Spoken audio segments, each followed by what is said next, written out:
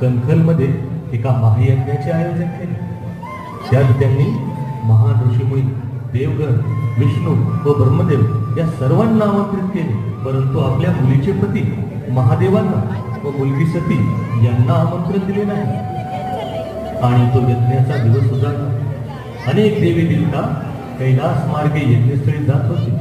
हे पाहून हे सर्व कोठे जात आहे असा विचार सती मातेला पडला. तेव्हा त्यांनी नारदांना विचारले, हे सर्व कोठे जात आहे? नारायण नारायण. माते, आपल्या वडिलांनी एक मोठा यज्ञ करायचं ठरवलंय म्हणून अनेक ऋषीमुनी, देव, सगळी आपल्या घरचा यज्ञ आणि आपल्यालाच बोलवलं नाही. नारायण नारायण. ऐकून माता सती क्रोधित झाली व आपल्या पित्याच्या घरी यज्ञ आहे आणि स्वतःच्या मुलीला व जावयाला निमंत्रण नाही या प्रश्नाने तिच्या मनामध्ये